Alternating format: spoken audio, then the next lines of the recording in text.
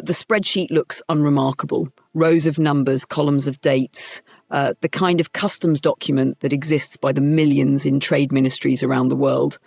But when a team of United Nations investigators laid Rwanda's official tantalum export figures next to an independent geological assessment of what Rwanda's own mines could actually produce, the numbers didn't just fail to match. They revealed a gap so large that it could only be explained one way. Rwanda, a country roughly the size of Maryland, with a domestic mining sector that geologists have surveyed and mapped extensively, was reporting the export of more tantalum-bearing ore than its own ground could plausibly contain. The mineral had to be coming from somewhere else. And every serious investigation into where has arrived at the same answer, across the border from the war-torn mining regions of eastern Congo, dug from the earth by miners working for a few dollars a day, taxed by armed groups controlling the territory, smuggled across a border that quietly erases its history, and then sold to the world, stamped as clean.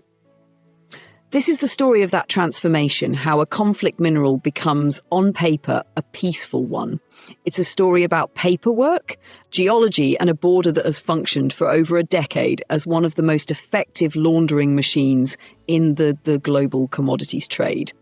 To understand why this matters, you first need to understand what clean is actually supposed to mean in this industry, and why the world built an entire certification system around that single word. After the wars that tore through eastern Congo in the 1990s and 2000s, human rights investigators and journalists began documenting something that would eventually reshape how the world thinks about the metals inside its electronics. Armed groups fighting for control of Congo's mineral-rich provinces were financing their operations directly through mining. Tin, tantalum, tungsten, and gold, the so-called 3TG minerals, became known as conflict minerals, their trade directly implicated in funding some of the deadliest violence on the continent. In response, the international community built a traceability system meant to break that link. The United States passed Section 1502 of the Dodd-Frank Act in 2010, requiring companies to investigate and disclose whether their supply chains touched conflict-affected mines in Congo and its neighbours. The European Union eventually followed with its own regulation. And the tin, tantalum and tungsten industry itself built an operational system to make compliance possible, known as ITSCI, the International Tin Supply Chain Initiative, designed to tag bags of ore at the mine site with a serialized tamper-resistant tag, documenting where it came from before it entered the trade. In theory, this system should work. A tag placed on a sack of coltan at a verified, conflict-free mine should follow that sack all the way to an exporter, proving its clean origin at every step. In practice, according to years of investigation by organizations including Global Witness, the Enough Project, and the UN's own group of experts on the DRC, this system has been circumvented so consistently and for so long that some investigators now describe it less as a safeguard and more as a formality, a piece of paperwork that provides legal cover without necessarily providing truth. And nowhere has that gap between paperwork and reality been more visible or more carefully documented than at Rwanda's border with Congo. Rwanda's position in this story is genuinely complicated, and it's worth being precise about what is proven, what is alleged, and what remains disputed, because Rwanda's government has spent years contesting exactly the narrative this documentary is about to lay out. Rwanda does have a real, legitimate domestic mining sector. Tin, tantalum and tungsten mining exist within Rwandan territory, and the country has invested significantly in positioning itself as a modern, well-governed mineral exporter. Part of a broader national strategy, championed by President Paul Kagame's government, to present Rwanda as a stable, business-friendly alternative to its chaotic neighbour. This self-image matters enormously to Rwanda's economic development strategy and international reputation, and it's part of why allegations of mineral laundering have been so fiercely, consistently denied by Rwandan officials. But geological surveys and industry assessments cited repeatedly in UN Group of Experts reports over the past decade have found that Rwanda's domestic tantalum-bearing ore deposits are simply not large enough to account for the volumes the country has reported exporting in a number of specific years examined by investigators. This is not a single anomaly. It's a pattern that UN experts have documented across multiple reporting periods, growing more pronounced during years when conflict and instability escalated in the neighbouring Congolese provinces of North and South Kivu. The mechanism investigators believe explains this gap works, in broad strokes, like this. Coltan and other minerals mined in eastern Congo, including, since April 2024, significant volumes from the Rubaya mining area under the control of the rebel group M23, moved toward the Rwandan border through informal trade networks that have operated across this frontier for generations, long before the current conflict began. Some of this movement happens through official border crossings, where customs documentation can be altered, mislabeled, or simply not scrutinised closely enough to catch what's actually inside a shipment.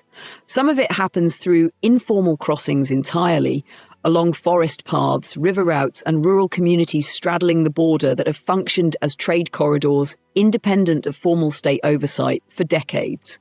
Once inside Rwanda, the mineral can be mixed with domestically produced ore at trading posts and depots, physically blended in a way that makes separating Rwandan from Congolese material almost impossible after the fact.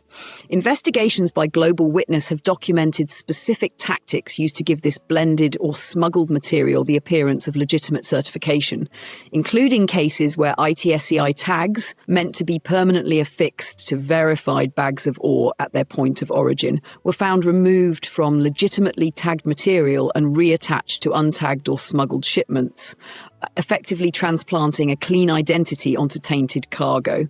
Once tagged or once documented through Rwandan export paperwork, the mineral is, for practical purposes, no longer Congolese. It becomes, on every document that matters to an international buyer, Rwandan in origin, mined and under Rwandan regulatory oversight, certified under an internationally recognised traceability scheme, and legally eligible to enter global supply chains as a conflict-free product. This is the laundering in its most literal sense. Not money moving through shell companies, but rock moving through a border, emerging on the other side with a new, legally clean identity. Rwanda's government has consistently rejected this characterization.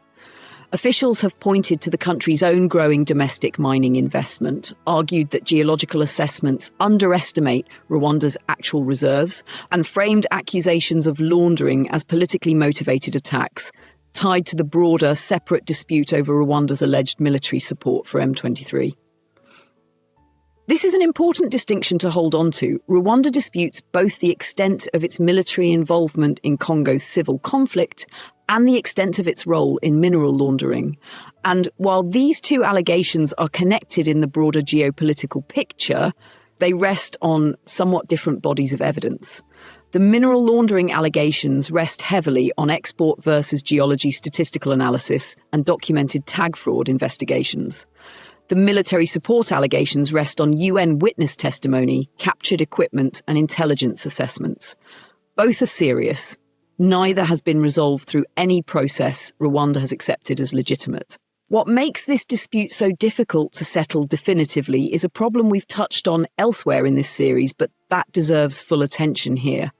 Once tantalum ore is smelted into refined metal, it becomes chemically identical regardless of where it was mined. There is no scientific test capable of examining a bar of refined tantalum and proving it originated in Rubaya rather than in a legitimate Rwandan mine. This isn't a gap in enforcement effort. It's a gap built in the physical chemistry of the material itself. And it means that once minerals cross the Rwandan border and enter export channels, the question of their true origin becomes, from that point forward, essentially unanswerable through direct physical evidence. Everything the world knows about this laundering system comes not from testing the mineral itself, but from analysing the surrounding evidence, trade statistics, geological capacity assessments, tag fraud investigations, witness testimony from traders and former officials, and satellite and ground reporting on mining activity in contested territories. That circumstantial case, built patiently over more than a decade by UN investigators and organisations like Global Witness, has grown substantial enough that it has shaped real-world corporate and legal decisions, even without a single test tube confirming a single shipment's true origin. The consequences of this system escalated sharply after M23 captured Rubaya in April 2024. Before that point, the laundering allegations against Rwanda existed largely as a matter of trade statistics and industry investigation. Serious, but somewhat abstract to anyone outside the mining and human rights research community. After M23 took control of one of Central Africa's most productive coltan deposits, with UN experts concluding Rwandan forces were directly supporting the group holding that territory, the laundering question stopped being abstract. It became a direct, unavoidable link between a specific armed conflict, a specific occupied mining town, and a specific neighbouring country's export certification system. This is the point at which the story moved from UN reports and NGO investigations into courtrooms and corporate boardrooms. In December 2024, the Democratic Republic of Congo's government filed criminal complaints in France and Belgium against subsidiaries of Apple, alleging the company had, for years, used conflict minerals laundered through international supply chains, explicitly naming Rwanda's role in obscuring the true origin of tantalum entering global markets, while making public claims about ethical, conflict-free sourcing. It was a striking legal strategy. Rather than pursuing Rwanda directly through international bodies that had already produced years of reports with limited practical consequence, Congo's legal team targeted a company at the consumer end of the supply chain in courts belonging to Rwanda and Congo's former colonial powers, betting that corporate reputational and legal exposure might succeed where diplomatic pressure on Kigali had not. Apple's response was notable in what it implicitly conceded. Rather than simply defending its existing certification process, the company announced it had instructed its suppliers to suspend sourcing of tin, tantalum, tungsten and gold from both the Democratic Republic of Congo and Rwanda entirely, stating that verifying conflict-free origin had become impossible under current conditions. Read carefully, that statement is remarkable. A major global company effectively acknowledged that Rwandan certification could no longer be trusted as proof of clean sourcing, at least for the duration of the current conflict, without directly accusing the Rwandan government of anything, but without needing to either. Apple has maintained it conducts rigorous due diligence and denies knowingly sourcing conflict minerals. The litigation in France and Belgium remains ongoing and unresolved. Governments have responded with their own layer of pressure, similarly falling short of resolving the underlying laundering mechanism. The United States, European Union and United Kingdom have imposed targeted sanctions on individuals linked to M23's financial networks and, in some cases, Rwandan officials accused of facilitating support for the group. The UN Security Council has passed resolutions condemning the exploitation of Congo's mineral wealth as a driver of the conflict. Yet none of these measures directly targets the export certification mechanism itself, the specific administrative process by which Rwandan customs and mining authorities classify and document minerals leaving the country. Sanctioning individuals does not, on its own, close a statistical gap between geological capacity and reported exports. It simply makes doing business with specific sanctioned people riskier while leaving the underlying laundering infrastructure largely intact for anyone not on a sanctions list. Industry-level reform efforts have faced a similar structural ceiling. ITSCI, the tagging scheme at the centre of so much of this investigation, has faced years of criticism from Global Witness and other organisations, arguing that the programme's own governance, funded substantially by industry members with a direct financial interest in keeping supply chains open, creates an inherent conflict of interest in how rigorously it investigates its own failures.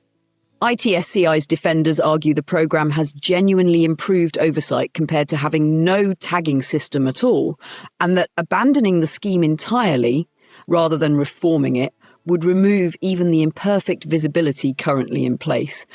Both perspectives contain real substance and the disagreement between them remains unresolved, playing out in industry conferences and advocacy reports rather than in any single definitive judgment. What almost never gets discussed in the broader coverage of this crisis is the deeper structural question underneath all of it. Why does a laundering system like this need to exist at all? The answer returns every time to the same economic logic. Certified, verifiably conflict-free minerals typically cost more to source and document than minerals moving through looser, less scrutinized channels. As long as that price gap exists, and as long as a border like Rwanda's offers a functional way to convert cheaper conflict-linked material into more valuable certified material, the financial incentive to launder will persist, regardless of how many reports document it, how many sanctions target individuals, or how many corporate sourcing bans are announced. This is, in the end, what makes the Rwanda question so difficult to resolve through any single dramatic intervention. It isn't sustained by one corrupt official who could be arrested or one criminal syndicate that could be dismantled. It's sustained by a border, a certification bureaucracy, a chemistry that erases origin, and a persistent gap between what the world is willing to pay for genuinely clean minerals and what it's willing to pay for minerals that are simply labelled that way. Rwanda's government will continue to reject the laundering allegations as politically motivated. UN investigators will likely continue publishing export versus geology gaps that Rwandan officials dispute, but have never fully explained through independently verified evidence. Congo will keep pursuing accountability through foreign courtrooms because avenues closer to home, through regional diplomacy and international sanctions, have so far produced resolutions and condemnations, but not the closure of the border mechanism itself. And companies like Apple will keep making sourcing decisions that speak louder in their caution than their official statements ever fully say out loud. Somewhere at this moment, a shipment is crossing that border. Somewhere, a customs document is being stamped, converting a mineral's legal identity from conflict-affected to clean in the time it takes an official to sign a form. And somewhere down the line, a company, a regulator, and eventually a customer will look at that document and have no practical way of knowing whether it tells the truth. The final unresolved question this leaves behind is not whether Rwanda's export system has been used to launder minerals from Congo's conflict zones. The statistical, documentary, and investigative evidence supporting that conclusion has been substantial and consistent for over a decade. The real question is whether any certification system relying on paperwork, tags, and self-reported export figures can ever truly outpace a border designed, whether by intention or convenient neglect, to make a mineral's past disappear the moment it crosses. If this documentary helped you understand a mechanism that shapes the global electronics industry in ways almost never explained this clearly, share your thoughts in the comments. This is a story that deserves honest, informed discussion. If you found this reporting valuable, please share it, because these systems only change when enough people understand exactly how they work. And if you want more deeply researched documentaries that trace the hidden mechanics behind the headlines, like this video, and subscribe, because there's still more of this story to uncover.